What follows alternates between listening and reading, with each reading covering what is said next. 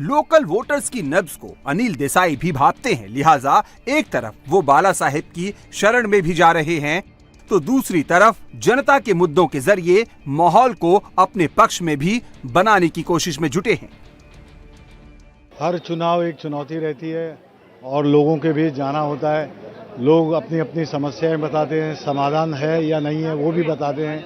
और लोग जिस तरह से इस बार मैं घूम रहा हूं तो महंगाई एक तरफ, बेरोजगारी एक तरफ, लोगों की समस्याएं वहीं के वहीं रुकी हुई हैं।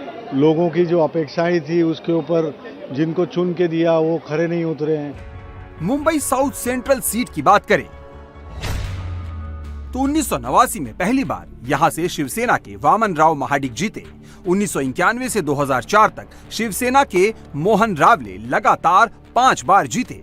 2009 में 29 साल बाद कांग्रेस की वापसी हुई और एकनाथ गायकवाड़ यहां से जीते। 2014 में इस सीट पर फिर से शिवसेना का कब्जा हो गया और राहुल शेवाले को जीत मिली। 2019 में राहुल शेवाले ने यहां से सपा के मजीद मेमन को 3,69,000 से ज्यादा वोटों से हराया।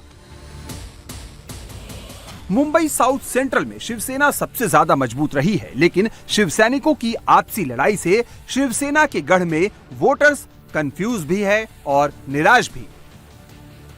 मेरा मन ऐसा नहीं होता है सबको तोड़ फोड़ के जमा करके अपना पक्ष मजबूत करना, वो बात अच्छी नहीं है। अच्छा, तो मतलब जो पार्टियों में यहाँ पे दो पार्टियां टूटी, हमने जो विश्वास से उनको वोटिंग किया था वो लोग तो दूसरी जगह चले गए हैं।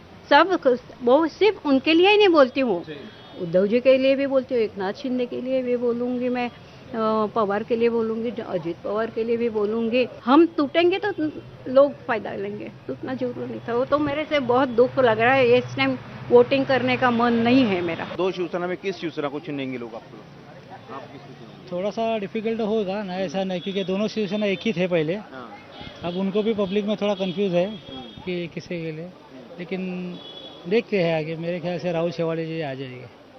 क्या वजह से आपको लगता है?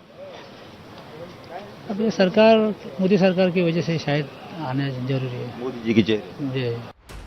मुंबई साउथ सेंट्रल में जीत का फॉर्मूला यहाँ के कास्ट इक्वेशन पर भी डिपेंड करता है।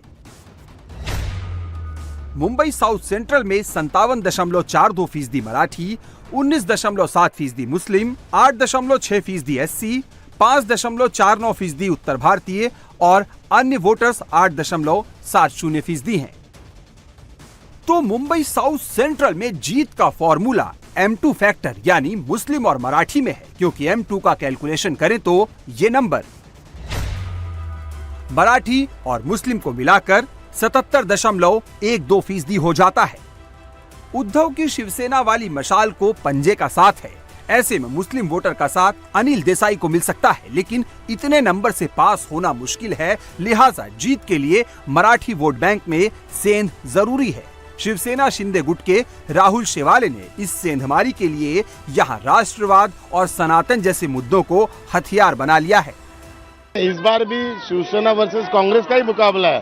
सिर्फ दिखाई देने के लिए उबाटा वाले हैं, लेकिन उनके पीछे कांग्रेस ही खड़ी है। लोगों को पता है उबाटा को वोट देने का यानी कि कांग्रेस को वोट देने का, उबाटा को वोट देने का यानी कि सनातन धर्म के विरुद्ध वोट देने का, उबाटा को वोट देने का यानी कि अयोध्या में भव्य राम मंदिर निर्माण हुआ है उसको विरोध करने वाले के लोगों को वोट देने का, उबाटा को वोट देने का यानी कि 370 कलम रद्द करने का जो निर्णय लिया उसके विरोधी जो भूमिका है उसको वोट करने का, यह देशद्रोही शक्ति को वोट करने का, ऐसा उबाटा को वोट करने